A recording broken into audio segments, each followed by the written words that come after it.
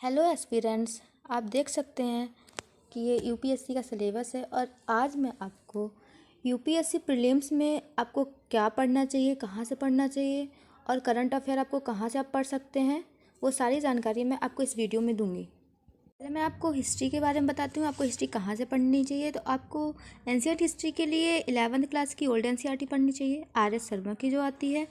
और medieval history के लिए आप सतीश चंद्रा की बुक को पढ़ सकते हैं। ये आप एनसीईआरटी भी इसकी आती है और ये वो ब्लैक स्वॉन प्रकाशन की भी आती है। आप चाहे तो ये ले या फिर एनसीईआरटी ले, दोनों में सेम कंटेंट है। और आप मॉडर्न हिस्ट्री के लिए आप स्पेक्ट्रम को पढ़ सकते हैं।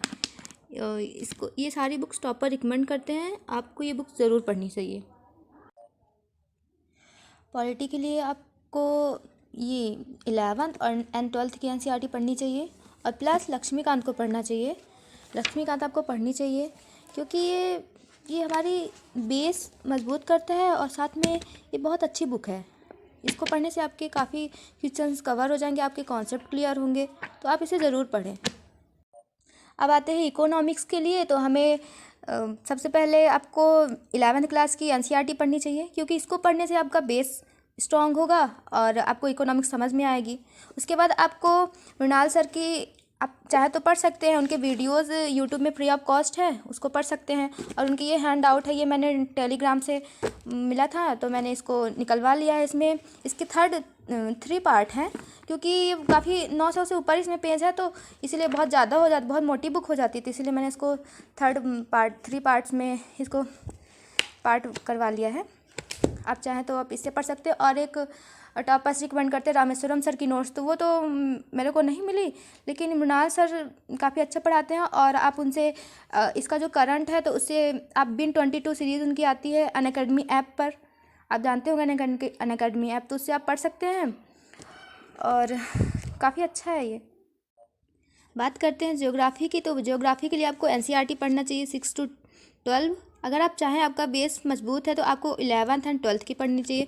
और आपको मैं स्पेशली बोल रही हूँ कि आपको 11th की पार्ट ए जो कि भौतिक सिद्धांत है ज्योग्राफी के, उसको पढ़ने से आपके काफ़ी कॉन्सेप्ट्स क्लियर हो जाएंगे। और आपको 11th की जो पार्ट बी है उसको भी आपको ज़रूर पढ़ना चाहिए, वो इंडियन ज्योग्राफी है। उसके अलावा आपको कोई ना स्टैंडर्ड बुक पढ़ने की ज़रूरत है और ना कुछ भी। आप जितनी मैंने बुक्स बताई वो प्रीलिम्स के लिए तो ठीक है ही, और प्लस आपको मेंस में भी वो काफ़ी मदद करेंगी। उसके अलावा आपको कुछ भी नहीं पढ़ना है। बात करते हैं वर्ल्ड ज्योग्राफी की। तो उसके लिए आपको एक परीक्षावाड़ी आती है, वो आपको पढ़ना चाहिए। उसके साथ में आप एटलस को पढ़ सकते हैं क्योंकि वो हिंदी मीडियम वालों के लिए काफ़ी अच्छी है, आप उससे भी पढ़ सकते हैं। और आप चाहें तो मृणाल सर का एक चैनल है, उसमें भी ज्योग्राफी के लेक्चर्स हैं, आप उनको पढ़ सकते हैं, जिससे आपके कॉन्सेप्ट बिल्ड होंगे और आपको काफ़ी मदद मिलेगी।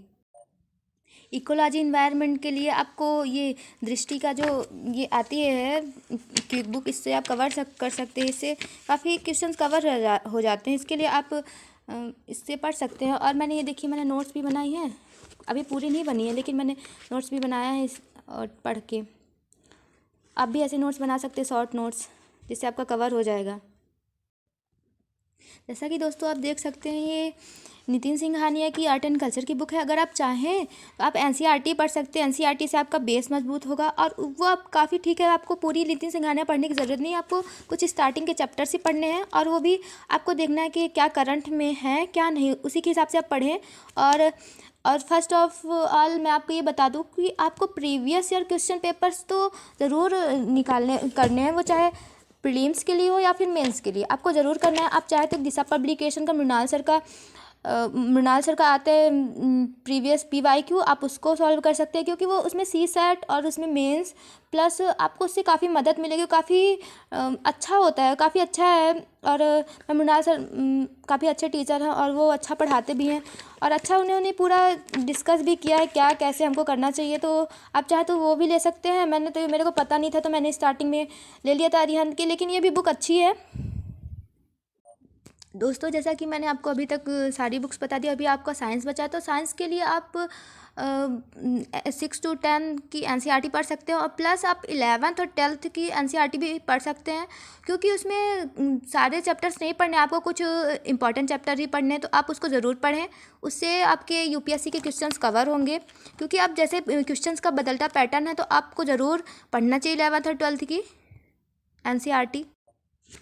जैसा कि आपको पता है कि हम हिंदी माध्यम वालों के लिए ये बहुत कंफ्यूजिंग वाला क्वेश्चन होता है कि हमें करंट अफेयर कहाँ से पढ़ना चाहिए, क्या पढ़ना चाहिए। तो आपको, अगर आप न्यूज़पेपर नहीं पढ़ सकते द हिंदू, तो आप इंडियन एक्सप्रेस आप यूट्यूब से पढ़ सकते हैं। मृणाल सर का एक चैनल है, उसमें वो हर दिन अपना पढ़ाते हैं, आप उससे पढ़ सकते हैं, आपका करंट अफेयर कवर हो जाता है।